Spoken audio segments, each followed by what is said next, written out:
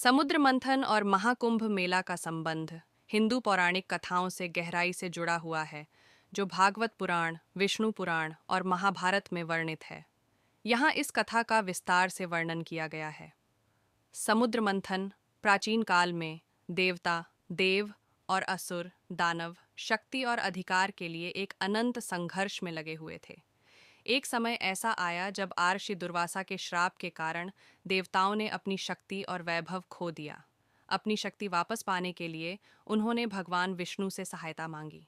भगवान विष्णु ने देवताओं को सलाह दी कि वे असुरों के साथ अस्थायी समझौता करें और क्षीर सागर, दूध के महासागर का मंथन करके अमृतत्व का अमृत प्राप्त करें।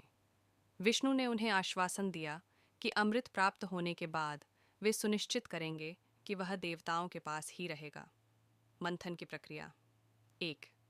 मंदराचल पर्वत को मथनी के रूप में उपयोग किया गया। 2. वासुकी नाग, सर्पों के राजा, को मंथन की रस्सी बनाया गया। 3.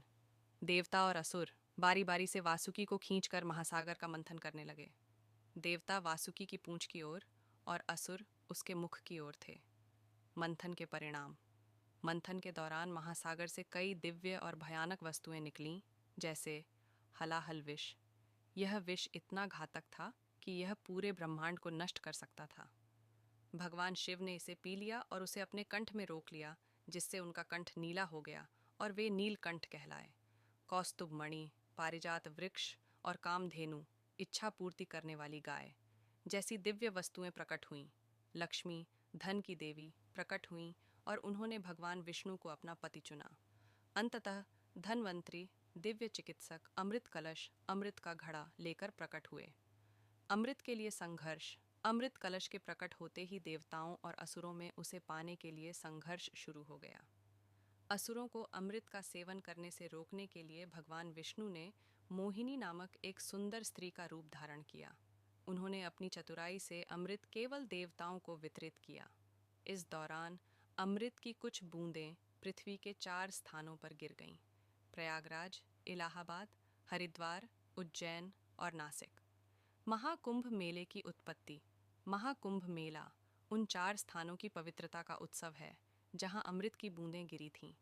यह माना जाता है कि विशेष खगोलीय स्थितियों के दौरान इन नदियों, प्रयागराज में गंगा, यमुना और सरस्वती, हरिद्वार में गंगा, उज्जैन में क्षिप्रा और नासिक में गोदावरी के जल में आध्यात्मिक ऊर्जा का संचार होता है। इन नदियों में महाकुंभ के समय स्नान करने से पापों का नाश होता है और मोक्ष की प्राप्ति होती है। कुंभ पर्व का महत्व। 1. कुंभ का अर्थ है घड़ा, जो अमृत के घड़े का प्रतीक है। 2.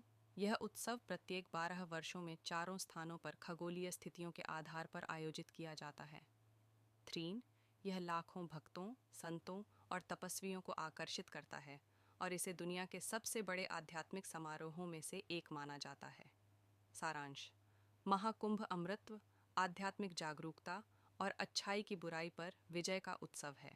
यह समुद्र मंथन और देवताओं की असुरों पर विजय की महिमा का प्रतीक है।